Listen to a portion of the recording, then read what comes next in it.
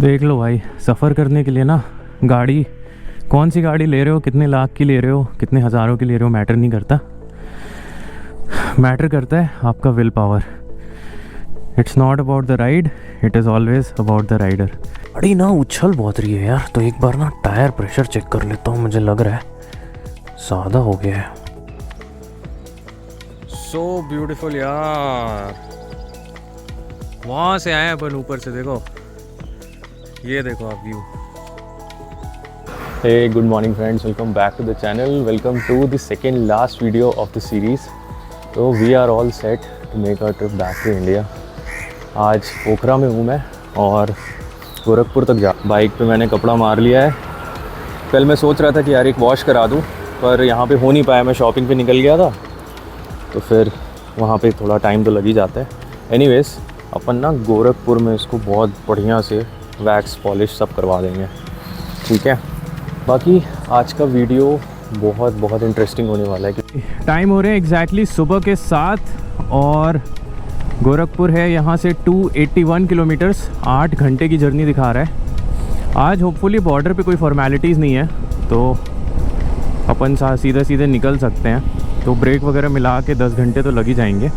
मनांग रह गया, इतनी छुट्टियाँ थी नहीं मेरे पास, और मनांग और मतलब आपको 2-4 दिन लगेंगे, क्योंकि वापस पोखरा से यहाँ से एक और परमिट लेके फिर आप मनांग जाते हो। तो मनांग नेक्स्ट टाइम के लिए है। मैंने सोचा है कि नेक्स्ट टाइम मैं आऊँगा सेम रूट पोखरा तक, उसके बाद पोखरा से मस्टैंग नहीं जाके मैं मनांग की तरफ जाऊँगा। तो वो सुनते हैं और डिफ़िकल्ट ऑफ रोड्स है, वो हाईवे ही नहीं है वो। तो अपन करेंगे मनांग, काठमांडू, ये सब पूरा। तो I am not done with Nepal yet.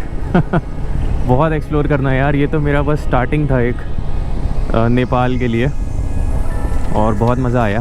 तो गाइस वीडियो में बने रहो, आज बहुत अच्छी बातें मैं बताने वाला हूँ and I will make it very crisp, क्योंकि रास्ते ये वाले आपने देखे हुए हैं। गोरखपुर से पोखरा आया था मैं, तो बहुत डिटेल्ड व्लॉग बनाया। तो अगर आपको रास्ते देखने हैं तो वो वाला व्लॉग देख लो। आज का व्लॉग इन्फॉर्मेटिव रहने वाला है, about all the accessories, all the modifications जो मैंने किया, अबाउट द बाइक और बहुत सारी चीज़ें, ठीक है।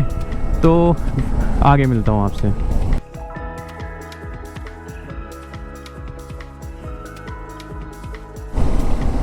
वो देखो लेक यार, अपन जस्ट लेक के बाजू से चल रहे हैं और पीछे तक है पूरी लेक, पैवा लेक। और यहीं पे बहुत सारे होटल्स हैं, सब लोग यहीं ठहरते हैं, रात को मार्केट वगैरह घूमते हैं। मैं भी निकल गया था, घर वालों के लिए शॉपिंग कर ली। और last day of the trip ऐसा होता है ना कि आप बहुत अलसाए हुए रहते हो, मतलब एकदम जी अजीब सा होता है, मन आपका रहता है अरे यार। हालांकि this is not the last day.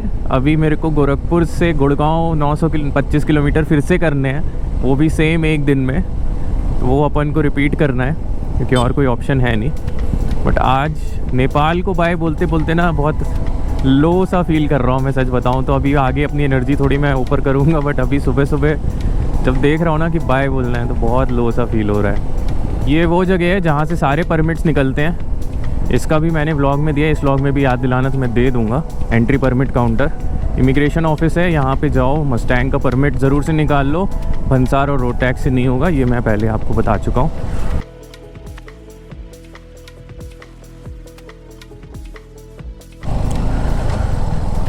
तो भाई पोखरा एंटर करने से जस्ट पहले ना, मैंने रात हो गई थी उस दिन, सही से दिखा नहीं पाया था। तो ऐसे कुछ हैं जो पुलिया वाली रोड्स होती है ना, या थोड़ी टर्न वाली, ये रोड्स थोड़े ख़राब हैं और काफ़ी फ्रीक्वेंट है, मतलब हर 50-50 मीटर में ऐसे रोड्स ख़राब है। तो आप अच्छी रोड देख के एकदम से स्पीड अप मत कर लेना।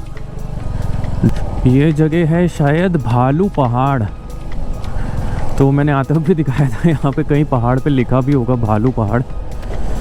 बट हाँ, ये रास्ते ऐसे हैं ना कि टार के हैं, बट ये बने होंगे कम से कम 8 से 10 साल पहले, तो थोड़े वॉर्न आउट हो गए हैं ये। तो बहुत ज़्यादा बम्पी है, मतलब गाड़ी इतनी ज़्यादा ऐसे हो रही है। पूरा सिटी सजी हुई है, कोई महोत्सव है यहाँ पे, उसकी तैयारी हो रही है या वो हो चुका है। बढ़िया लग रहा है। गाड़ी ना उछल बहुत रही है यार, तो एक बार ना टायर प्रेशर चेक कर लेता हूँ। मुझे लग रहा है ज़्यादा हो गया है। इसमें देखेंगे 33.5, तभी बहुत ज़्यादा प्रेशर हो गया है। थोड़ी हवा निकाल देते हैं। जैसे मैं समझ गया था कि टायर प्रेशर लग रहा है बहुत ज़्यादा हो गया है, तो अभी इसका रिकमेंडेड प्रेशर होता है 29, मैं 29.5 कर रहा हूँ। हवा निकाल के फिर से थोड़ी सी डाल रहा हूँ। सामने वाला भी ऐसे ही चेक करेंगे। इसको कर देते हैं, हाँ अभी 22 पे है ना, इसको कर देते हैं 23।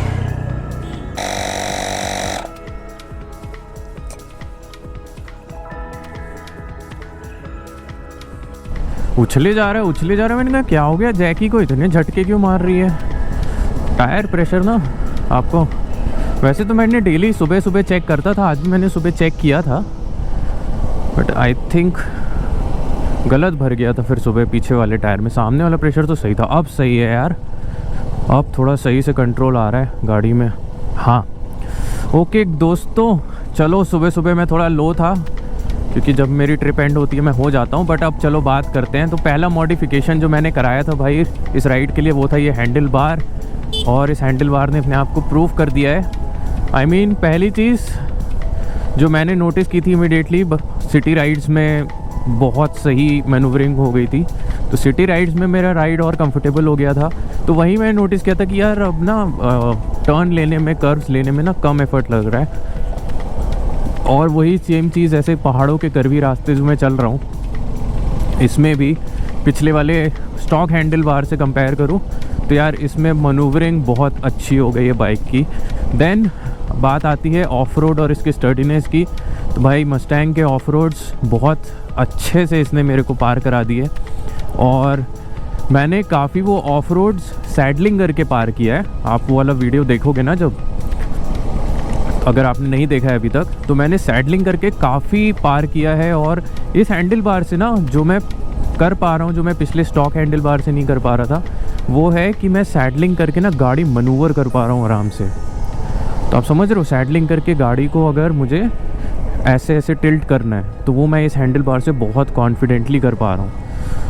तो I can vouch for this handle bar, बहुत अच्छा है, बहुत अच्छी क्वालिटी का है, ओरिजिनल आप लोग मंगवाओ।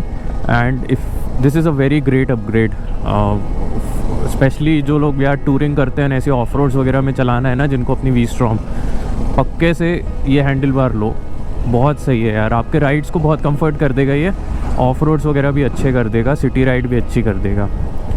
पता है जिस दिन मैं आया था ना, उस दिन से आज मुझे ये कर्व ज़्यादा डिफ़िकल्ट लग रहे हैं, क्योंकि obviously because of the fatigue. इतनी ऑफ रोडिंग करके आया हूँ मैं 2 दिन, बाप रे, हालत ख़राब हो रखी है एकदम बॉडी की। डायर रेस्ट चाहिए भाई। होगा तो गोरखपुर में अपन रुक जाएंगे 1 आध दिन, और उसके बाद फिर चलेंगे, क्योंकि इतने फैटिग के बाद सीधे 900 किलोमीटर करना, ओहो, वो भी चैलेंज है। देखते हैं। बाकी भाई टाइम हो रहा है 9 बज गए हैं, अपन 2 घंटे से चले जा रहे हैं, और एक ही ब्रेक लूँगा मैं सुनौली बॉर्डर से पहले। सुनौली बॉर्डर अगर आप देखोगे ना तो यहाँ से 3 -3.5 घंटे की दूरी पे होना चाहिए, तो 12 साढ़े 12 बजे पहुँचेंगे। तो उसका 12 साढ़े 12 का एक कर दूँगा, एक ब्रेक ले लूँगा, चाय वगैरह पी लेंगे और नाश्ता कर लूँगा। नंबर 1 यहीं पे अपन आते वक्त रुके थे, और यहीं पे अभी रुकेंगे। भाई ब्रेकफास्ट आ गया, आलू पराठा, चटनी, हाँ तू बोल ले पहले और चाय। बाइक अपनी सामने पार्क है, ये वही लोकेशन है 70-80 किलोमीटर दूर पोखरा से, जहाँ मैं आते वक्त रुका था। राइट फ्रेंड्स, ब्रेकफास्ट कर लिया, चलो काम की बात करते हैं। तो सेकंड मॉडिफिकेशन, लो सीट असेंबली, ये मैंने सुजुकी से ऑर्डर की थी, 2 हफ्ते में आ गई थी। इसमें कुछ फोम का काम नहीं हुआ है, सिर्फ ये सीट कवर कार्बन फाइबर, इससे मैचिंग करने के लिए मैंने बस ये ऊपर का सीट कवर चेंज करवाया और कुछ नहीं, ठीक है। तो अब ये लो सीट हाइट आप देखो, ऐसा जो कर्व आ गया है, इससे क्या हो गया है, पहली चीज़ आप नोटिस करो, ये वाला पोर्शन है ना, ये थोड़ा सा इसने ना सीट को नैरो कर दिया है।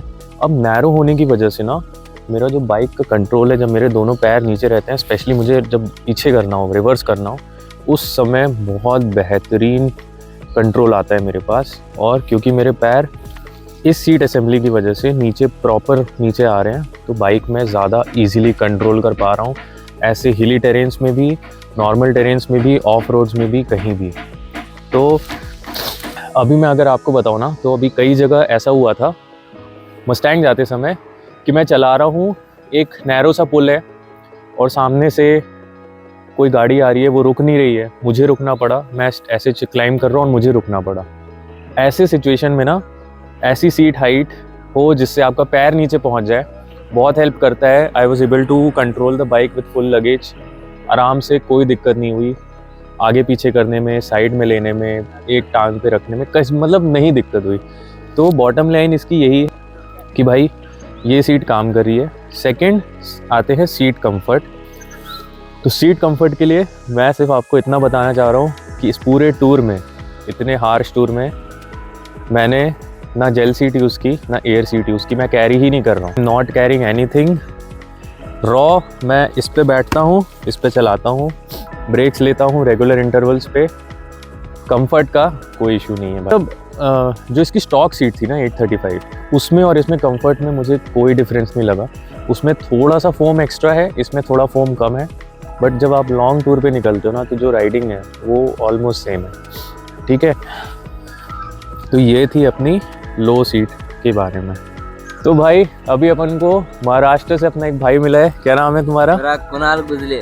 कुणाल भाई मिले हैं, और सबसे बड़ी बात ये देखो, ये नेपाल है अपनी बाईसाइकिल से, और ये कहाँ जा रहे हैं? मुक्तिनाथ, जहाँ से मैं आ रहा हूँ। टोटल 375 डे हुए आज, पूरा इंडिया कवर करके नेपाल आ जाओ। 375 डे से निकले हुए हो तुम? 375 डे। 375 डे से भाई निकला हुआ है कुणाल भाई, बहुत सो प्राउड ऑफ यू, बहुत अच्छा काम कर रहे हो यार। तो मुझे मुक्तिनाथ जाके थकान फील हो रही थी, बट अभी कुणाल से मिलके ना मैं बहुत मोटिवेटेड हो गया हूँ। Very well done Kunal, all the best for your journey.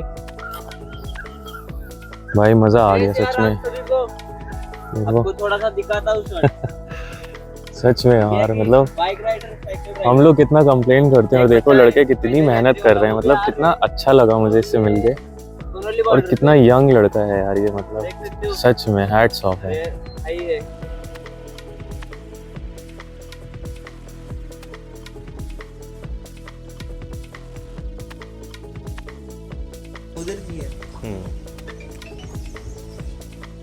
ये हो गया भैया। देख लो भाई, सफ़र करने के लिए ना गाड़ी, कौन सी गाड़ी ले रहे हो, कितने लाख की ले रहे हो, कितने हज़ारों की ले रहे हो, मैटर नहीं करता। मैटर करता है आपका will power. It's not about the ride, it is always about the rider. Hats off है भाई कुणाल को।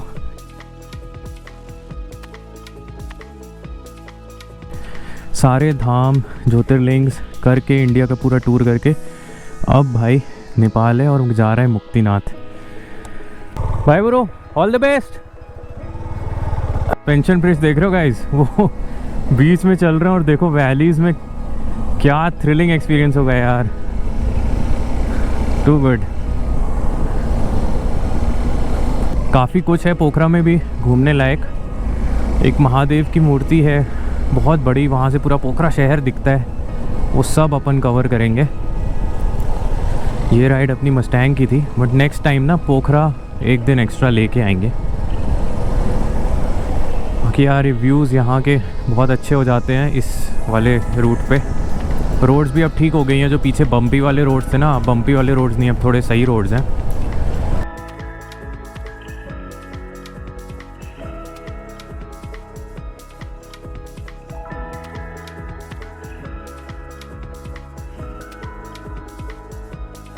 रिस्पेक्ट ऑल ड्राइवर्स, देखो सही लिखा है इसने। और ज़बरदस्ती मैं इसको ओवरटेक नहीं कर रहा हूँ क्योंकि सारे ब्लाइंड कर्व्स हैं, सामने से कोई भी आ सकता है। एंड छोटी सी गलती आपको ज़िंदगी भर भारी पड़ सकती है। कोई ऐड में था ना, वो सही बात है भाई। तो सो बॉर्डर रह गया है एग्जैक्टली 100 किलोमीटर, 3 घंटे दिखा रहा है ऑरेंज में। वो हो सकता है बॉर्डर के आसपास वाली भीड़ हो उसी वजह से, और दूसरा बुटवल से पहले वाला जो थोड़ा ख़राब पैच है ना, जहाँ पे खूब डस्ट वगैरह और खूब काम ही काम चल रहा है, हो सकता है वहाँ की वजह से। तो गाइस टाइम हो रहा है 11:15। और ये जो सुबह से मैं आपको टाइम बता रहा हूँ, this is based on Nepal time, ठीक है। तो अगर मैं 11:15 नेपाल में बोल रहा हूँ, मतलब 10:30 हुए हैं इंडिया में।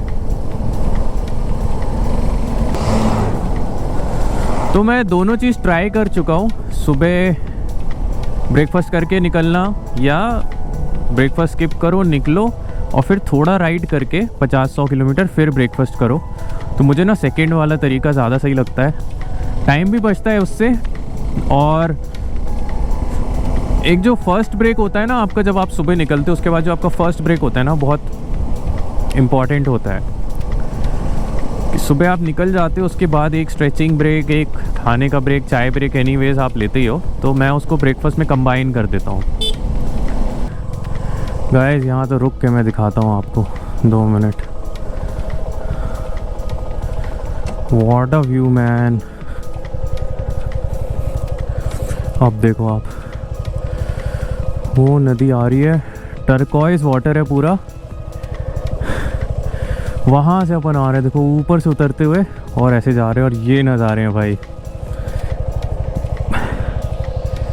वाह यार। 1 मिनट सोक इन कर लेता हूँ, इतना अच्छा नज़ारा, सो ब्यूटीफुल यार। वहाँ से आए अपन ऊपर से, देखो ये देखो आप व्यू बाइक के साथ।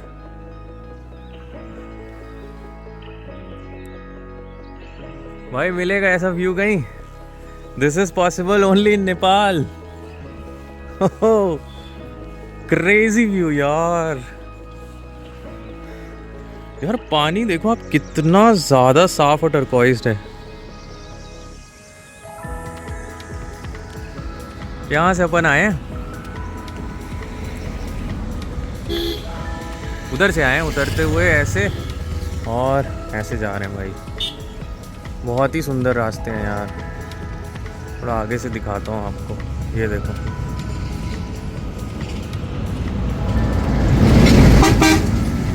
चलेंगे कभी वो वाले रास्तों पे भी, एक्सपल्स लेके चलेंगे। जैकी डार्लिंग, चलो कुछ अपनी फ़ोटो खींचते हैं, भागते हैं यहाँ से। भाई गए हैं लोग, ये देखो ये बाइक दिखी है, हाँ ये कहाँ से गए, ये रास्ता देखो, ये आगे से यहाँ से एंटर होता है ये रास्ता, और ये आता है पूरा। तो नीचे भी जा सकते हैं, आज नहीं बट फिर कभी। तो नीचे भी जा सकते हैं भाई। वो नीचे बंदर बैठे भी हैं भाई, मच्छी वच्छी पकड़ रहे हैं, सही है। चलो गाइस, इसी बात पे बात किया जाए काम की। तो एक और टूर सेटअप जो मैंने करवाया वो था, अपने सैडल बैग्स हटा दिए। अब उसमें क्या हो रहा था मैं बताता हूँ। हाँ, फर्स्ट वीडियो में आपने सुना होगा, अगर नहीं देखा है तो मैं अभी बता देता हूँ। तो यार क्या हो रहा था ना कि वो सैडल बैग्स कनेक्टेड थे एक ऐसे सेंटर रॉड से। वो रॉड आके वी स्टॉर्म की जो बॉडी है, जो पीछे टायर के ऊपर आर्क है पिलियन सीट के नीचे, उससे टकरा रहा था। 7 क्लिक्स की सेटिंग है मोनोशॉक में, 3rd सेटिंग पे आता है। 3rd मतलब दिस इज़ सॉफ्टर साइड, जितना 1 की तरफ जाओगे दैट इज़ सॉफ्टर, जितना 7 की तरफ जाओगे हार्डर। मैंने कहा यार ये 3rd पे इतना हार्ड है तो फिर तो 7 पे तो हार्ड ही देगा। फिर मैंने ध्यान से जब उसको मैं मतलब मोनोशॉक थोड़ा सा एडजस्ट करने की कोशिश कर रहा था ना, तब मैंने ध्यान से देखा, मैंने कहा यार ये तो सैडल बैग इसको दबने ही नहीं दे रहा है, एक बार निकाल के देखता हूँ। तो 2 स्क्रू से खुलता है वो, एलन स्क्रू से मैंने खोल दिए। अब खोलने के बाद तो ये है रामदी, सॉरी बाय द वे ये है रामदी, यहाँ पे लास्ट टाइम अपनी चेकिंग हुई थी। हाँ, वो 2 स्क्रू खोलने के बाद मैंने ऊपर वाली अपने सीट पे हाथ रख के जैसे ही दबाया, सस्पेंशन ऐसे ऐसे दबने लगे। अब आगे मैं और क्या बोलूँ, आप समझ जाओ। अब समझे? वाह यार, आज तो अलग ही पानी हो रखा है भाई, क्रेजी। मज़ा आ गया, मज़ा आ गया। तो भाई आप कोई भी एक्सेसरी लगवा रहे हो ना, तो make sure it is not tampering with your current setup. आपका सब कुछ सही, बेसिक्स जो है गाड़ी के, हैंडलिंग, शॉकअप्स, कुछ भी ख़राब ना हो, तब आप मॉडिफिकेशन कराओ। तो सैडल स्टेज का भी था, हैवी तो थे ही। और दूसरा रीज़न ये था सैडल स्टे हटाने का, क्योंकि सैडल बैग्स, अब आई डोंट थिंक मैं सैडल बैग्स लूँगा, क्योंकि लास्ट टाइम मेरा जो एक क्रैश हुआ था ना, वो सिर्फ और सिर्फ सैडल बैग की वजह से हुआ था। क्योंकि गाड़ी का डायमेंशन बढ़ जाता है, रोड्स ऐसे नैरो रहते हैं, और वो टेम्पो वाला इतना पास से निकला तो उसने मेरी बाइक पे हिट नहीं किया, उसने मेरे सैडल स्टे पे घिसड़ दिया। बट उसकी वजह से मेरी गाड़ी डगमगा गई एंड मैं वहीं क्रैश हो गया। रास्ता है ना, मैं बता नहीं सकता, इतना अच्छा लग रहा है, हल्की हल्की धूप और इतनी ग्रीनरी है यहाँ पे, जो वैलीज़ हैं, नीचे नदी। तानसेन 25 किलोमीटर। तो भाई तानसेन जाएंगे, फिर से पहाड़ों पे देखेंगे कि वो बड़ा सा तानसेन लिखा हुआ है। टाइम हो रहा है 11:15। अपन बॉर्डर पहुँचेंगे लगभग 2.5 घंटे में 80 किलोमीटर्स। बाइक तो मैं 7th क्लास से चला रहा हूँ, तो वो एक, आप समझो कि एक पैशन तो था, एक चिंगारी पहले से थी, और वो अब धीरे धीरे कन्वर्ट हो गई है, वो अब इम्प्लीमेंट हो रही है, वो पैशन अब पूरा आग की तरह उबल रहा है। और ऑलरेडी मैं 6 महीने में 4 बड़े बड़े ट्रिप्स ले चुका हूँ। ये मेरा 4th ट्रिप था और इंटरनेशनल भी आ गया मैं। तो भाई आगे तुम्हारा भाई और मेहनत करने वाला है, ये मैं बताना चाह रहा था। हिस्ट्री बना रहे थे उन्होंने, ये वाले पार्ट नेपाल के जो तानसेन है ना, इसमें बोला भाई लो खूबसूरती खूबसूरती झोंक दी। मतलब इतनी सुंदर वैलीज़ है ना, मतलब आप देख रहे हो स्टेप वो ऐसे स्टेप में, और ये इतना अच्छा वेजिटेशन, टू गुड यार। तो यहाँ पे ट्रैवलर बसेस और टेम्पो ट्रैवलर्स चलते हैं ना, तो जो टूरिस्ट हैं वो लोग मतलब काफ़ी जगह संतरों के छिलके रास्ते में फेंक दिए थे। एक कर्व में मेरा टायर गया, और पीछे वाला टायर, और वो बहुत तेज़ वॉबल किया, मतलब थोड़ा और ज़्यादा स्पीड होती शायद स्किड ही कर जाता। तो ध्यान से आओ, रोड पे हमेशा नज़र रखो। नज़ारे ठीक है, बट रोड पे भी ध्यान रखो। AC एंड वाईफाई, भाई साहब आप देख रहे हो इसमें क्या क्या फ़ीचर हैं। इतने फ़ीचर ना मर्सिडीज़ बेंज की बस में भी नहीं होंगे। वाईफाई, MP3, LED, पंखा, सीट, बोतल सब है भाई, जिस पे लिखा हुआ है तानसेन। थोड़ा क्लाउडी है तो दिखेगा नहीं, बट वो घरों के ऊपर तानसेन लिखा हुआ है, जैसे हॉलीवुड लिखा हुआ रहता है। तो अब यहाँ से बॉर्डर रह गया है 59 किलोमीटर्स। भाई नेक्स्ट काम की बात, तो मैंने इस सीरीज़ के लिए, इस सीरीज़ से मैंने अपना मोटो व्लॉगिंग कैमरा जो प्राइमरी मेरे हेलमेट में लगा हुआ है चेंज कर दिया। Now I am using a GoPro instead of Insta360। And अगर मैं इसको बहुत छोटे लाइंस में कंक्लूड करूं, Insta360 लगाओ एज अ प्राइमरी कैम कि GoPro या DJI Action 4, तो आई विल से कि DJI Action 4, 5 या GoPro 12, 11, 10, 9 से लेके आप 13, बेसिकली ऐसे स्ट्रेट वाले एक्शन कैमरास लगाओ। 360 कैमरास बहुत हैसल वाले हैं when it comes to moto vlogging.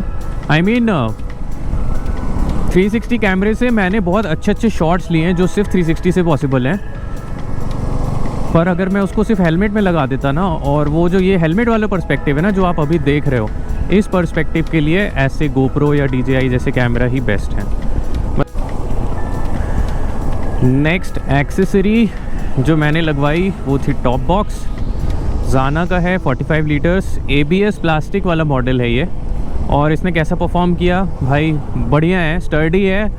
Muktinath के मस्टैंग के एकदम एक्सट्रीम ऑफ रोड्स झेल के आया है, कोई डैमेज नहीं, कुछ नहीं, अपनी जगह फिक्स्ड है। और मैंने खुद से ही इंस्टॉल किया था ये, आप वीडियो भी देख सकते हो, मैंने खुद से ही लगाया था, बाहर से भी नहीं। तो मैं थोड़ा सा वो था कि कहीं मेरे कुछ गलत इंस्टॉल ना किया हो या ये वो, बट बहुत बढ़िया से इसने काम दिया मुझे। और ऑफ रोड तो भाई इसने पूरा वो कर लिया। एक चीज़ जो मैंने नोटिस की टॉप बॉक्स के बारे में, वो मैंने ये नोटिस की कि भाई अगर मैं सिर्फ टॉप बॉक्स लगाऊं विदाउट एनी टेल बैग, तो मतलब क्योंकि ये ABS प्लास्टिक वाला मॉडल है ना, तो आवाज़ बहुत करता है। आई मीन वाइब्रेशंस अंदर तक जाते हैं उसके, तो सारा सामान धड़ धड़ होता है। तो उसको टैकल करने के लिए दो चीज़ें हैं। अगर टेल बैग आपका लगा है, जैसे मैंने अपना टेल बैग लगाया हुआ है, तो भाई मेरे को पीछे से आवाज़ ही नहीं आ रही, क्योंकि वो इतना अच्छा उसने उसको सपोर्ट दिया हुआ है। तो टेल बैग के साथ ये परफेक्ट कॉम्बो बनाता है ये टॉप बॉक्स। उसके बाद अगर आपके पास टेल बैग नहीं है तो आप क्या कर सकते हो इस चीज़ को वो करने के लिए, आप जैसे माइक्रोफाइबर क्लोथ्स वगैरह गाड़ी पहुंचने के लिए और टॉवल्स वगैरह तो आप कैरी करते ही हो, वो आप या एक दो टी शर्ट जो आपके क्लोथिंग वाली चीज़ है वो आप टॉप बॉक्स में रख लो। सामान को कुशन कर दो, थोड़ा साइड से ऊपर से कुशन कर दो, ताकि वो अंदर ना थोड़े फिक्सेटेड हो जाए और इवन झटका भी आए तो वो कुशन से डैम्प हो जाए सारा वाइब्रेशन, तो भी आपको दिक्कत नहीं आएगी। बुटवल रह गया है सिर्फ 17 किलोमीटर।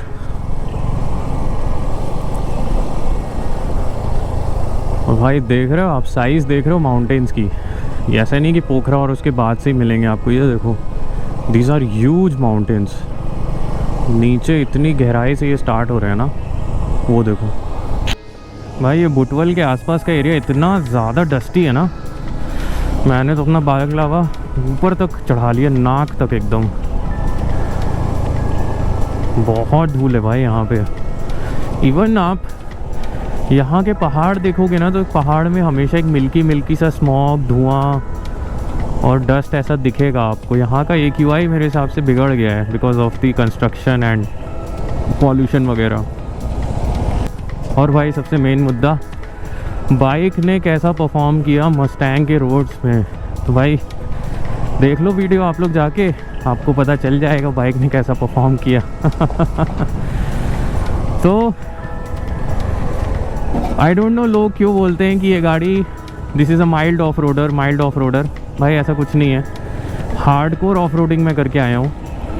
आई मीन टायर तक जो स्लश था ना, वो टायर तक था, हाफ टायर तक। इतने स्लश में मैं इसको डुबा के निकाल के लाया हूँ। कहीं भी गाड़ी मेरी पूरी ट्रिप में पहली बार तो स्टॉल नहीं हुई, ठीक है। पहाड़ों पे इसकी जो मैन्यूवरेबिलिटी है, हैंडलिंग है, वो चाहे स्टॉक हैंडल बार था तब भी बहुत अच्छी थी, इस वाले हैंडल बार से और एनहेंस हो गई है। लीन वगैरह करने में मुझे कोई दिक्कत नहीं होती, उतना लीन मैं करता भी नहीं हूँ कि लेट जाऊँ, तो हाँ। But hairpins, U turns बहुत अच्छे से लेती है, वेल बैलेंस्ड है। लगेज कैरिंग कैपेसिटी इसकी तो अब मैं भी बहुत टेस्ट कर चुका हूँ। मुंशियारी ट्रिप में तो लाद दिया था मैंने विंटर क्लोथिंग से, ठीक है। और ऑफ रोडिंग और मस्टैंग की मैं बात करूँ ना, तो ये गाड़ी ने बहुत मेरा कॉन्फिडेंस बूस्ट किया है, सच कह रहा हूँ, आई एम नॉट किडिंग। मैं प्रूफ लेके दिखा रहा हूँ आपको। वो जो पीछे के 2 वीडियोस है ना, वो प्रूफ है मेरे पास कि भाई ये गाड़ी बहुत अच्छा परफॉर्म करती है माउंटेन्स पे।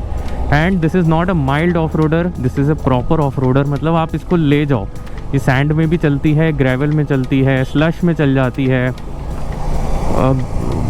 ग्रेनी कुछ भी, मतलब कुछ भी हो, जितने टेरेन्स आप इमेजिन कर सकते हो ना, सब में चलती है। तो भाई ऑफ रोडिंग कैपेबिलिटीज़ तो बहुत हैं। I mean I don't think हर दूसरा बंदा जो ये वीडियो देख रहा है, आई डोंट थिंक वो कोई हार्डकोर ऑफ रोडर है कि डर्ट रैली वाला, ठीक है। सबको टूर करना होता है, और टूरिंग पर्पज़ से हाईवेज़ की परफॉर्मेंस आप इसकी देख चुके हो। हाईवेज़ के लिए तो ये मतलब सुपर ह्यूमन है, ये मतलब सुपर मशीन है ये हाईवेज़ के लिए। और ऑफ रोडिंग इसकी कैपेबिलिटीज़ मैं बहुत टेस्ट कर चुका हूँ। मैं चंद्रताल सीरीज़ से इसको टेस्ट कर रहा हूँ, एंड जो मुझे इसका फीडबैक मिल रहा है ना, मतलब देखो आपको अपनी मशीन से क्या चाहिए होता है, आपको अपनी बाइक से चाहिए होता है कि आप जो जगह चाहते हो जाना, वहाँ तक बाइक आपकी सेफली पहुँचा दे, आपको तंग ना करे, अननेसेसरी बंद ना हो, सेफली आपको पहुँचा दे और सेफली आपको लेके आ जाए, ठीक है। 90% लोगों का टूरिंग और बाइक लेने का यही रहता है कि भाई मैं जहाँ जाना चाहूँ, जिस जगह जाना चाहूँ, वहाँ मेरी बाइक मेरे को लेके चली जाए। ये वो बाइक है, ये आप जहाँ जाना चाहोगे आपको ये लेके चली जाएगी बिना तंग किए। आपको बस गाड़ी का ध्यान रखना है, इसको मेंटेन रखना है, टाइमली सर्विस करानी है, बस और कुछ नहीं, ठीक है। इसके अलावा भी कोई बाइक से अगर रिलेटेड स्पेसिफिक क्वेश्चन हो तो पूछ सकते हो। स्टार्टिंग में -4 में मैंने स्टार्ट किया था। जैसे जैसे मुझे याद आते जा रहे हैं मैं बता देता हूँ। तो -4 में मैंने इसको स्टार्ट किया, एक क्रैंक में स्टार्ट हो गई थी जॉमसॉम में, तो कोई दिक्कत नहीं है। इसकी टेस्टिंग आई थिंक मैं और मेरे जैसे बहुत सारे ब्लॉगर्स इसकी इनफ टेस्टिंग कर चुके हैं और इनफ अब इसकी ना प्रूफ देने की ज़रूरत नहीं है। अब हम सबके जो वीडियोस हैं ना वो इसके प्रूफ हैं कि भाई ये गाड़ी कैसा परफॉर्म करती है। तो मैं बहुत खुश हूँ। अल्टीमेटली सेफली मेरे को ये वापस लेके आ गई, वहाँ से घुमा दिया, मुझे और कुछ नहीं चाहिए इसके साथ। एक में आते हैं कंफर्ट के बारे में। तो कैसा रहा बाइक का कंफर्ट? आई विल से जैसा हमेशा रहता है ऑप्टिमल, मतलब आपको ब्रेक्स लेने पड़ते हैं, बट सोरनेस हाँ होती है यार। ज़्यादा चला लूँ अगर मैं कंटिन्यूसली 2-3 घंटे तो बट सोरनेस होने लगती है। तो उसका यही इलाज है, या तो आप ब्रेक ले लो या आप थोड़ा ऐसा पैच पे आओ जिसमें आप 1-1.25 मिनट 2 मिनट कंटिन्यूस सैडलिंग कर सको, तो थोड़े से मसल्स ना पीछे के रिलैक्स हो जाते हैं। बाकी एज सच इसके अलावा मुझे एज सच आई मीन पीठ पे लोअर बैक्स में कहीं पेन नहीं है।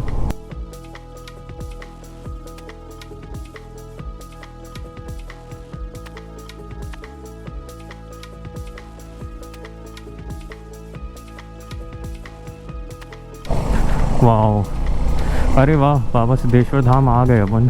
तो यार we are almost there at Butwal. ये वाली रोड भी अब ज़्यादा नहीं बची, बस इस ब्रिज तक है और उसके बाद एकदम सही मक्खन रोड्स आ जाएंगी टिल सुनौली बॉर्डर। इमोशनल नहीं बोलूँगा बट हाँ बहुत अच्छा फील हो रहा है। मतलब एक सेंस ऑफ अचीवमेंट होता है ना, वो लग रही है मुझे थोड़ी सी कि हाँ मैं कर आया।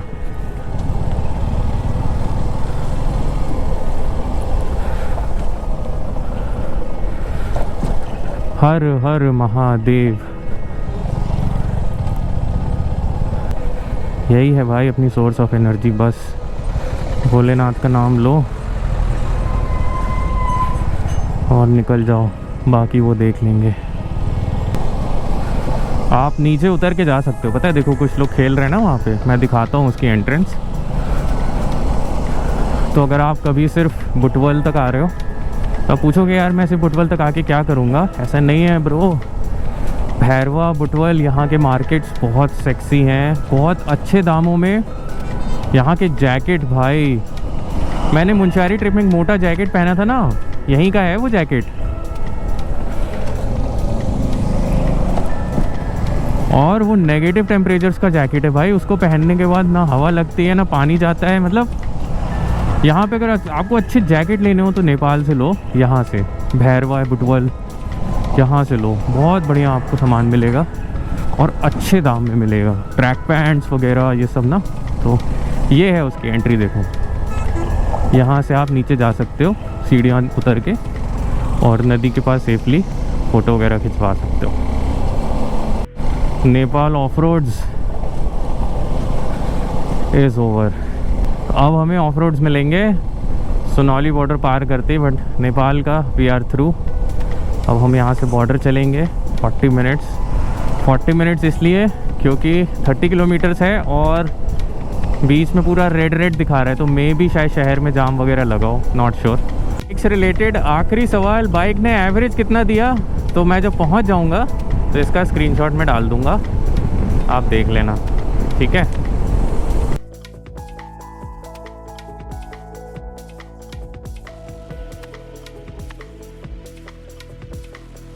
Guys, finally we have reached Nepal border. हालत देख रहे हो, पूरा भसड़ मच गई है एकदम। एक तरफ की लेन ना उस तरफ की पूरी बन रही है। ये देखो ये बॉर्डर का पूरा एक आर्च भी बन रहा है नया, तो इसलिए थोड़ा दिक्कत और हो रही है।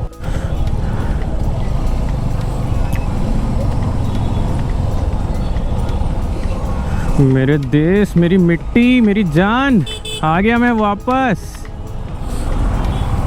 अपनी मिट्टी में एंटर कर चुके हैं। टाइम हो रहा है 1:49 इंडियन टाइम के हिसाब से।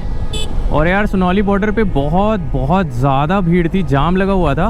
बट प्रोसेस ये है कि आपको एंट्री ज़रूर करवानी है। एंट्री करवा के मैंने भंसार दिखाया अपना, उन्होंने 2-4 सवाल पूछे, बस उसके अलावा कुछ नहीं भाई। देखो अपने देश आके आप रिलैक्स तो फील करते हो, पर जो यादें मैं बटोर के लाया हूँ ना वहाँ से गाइस, मैं बता नहीं सकता। मैंने कभी सोचा नहीं था लाइफ में कि मैं ऐसा कुछ करूँगा, ऐसा कुछ लिखा है मेरी किस्मत में कि मैं अकेले ऐसे टेरेन्स पे जाऊँगा बाइक से and all. Just feeling blessed, that's all. तो गोरखपुर अभी रह गया है 78 किलोमीटर्स, 2 घंटे लग जाएंगे अपन को पहुँचते पहुँचते। चलो मैं आगे आपसे गोरखपुर पहुँच के ब्लॉग एंड करता हूँ।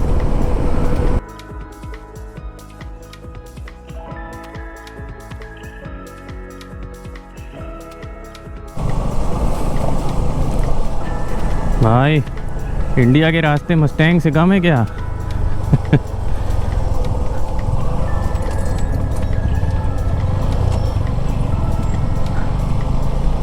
अभी ये हाईवे बंद रहा है तो अभी लगेगा टाइम।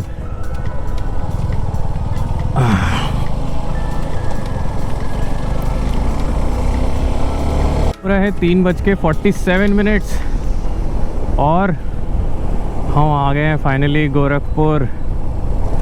तो यहाँ से लेंगे लेफ़्ट और गोरखपुर के लिए बढ़ जाएंगे। तो गाइज़ ये पूरी जर्नी अभी तक की ये ट्रिप 1872 किलोमीटर की हो चुकी है और अभी भी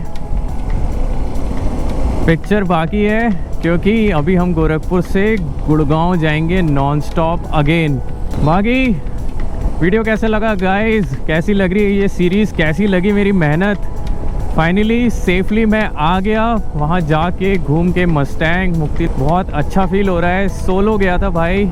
अगर वीडियो अच्छा लग रहे हो चैनल को सब्सक्राइब कर लो, लाइक कर दो, कमेंट कर दो और अपने दोस्तों के साथ शेयर कर दो। मैं मिलता हूँ आपसे एक और एडवेंचर में, तब तक के लिए this is moto Mannu signing off for now from Gorakhpur. हर हर महादेव।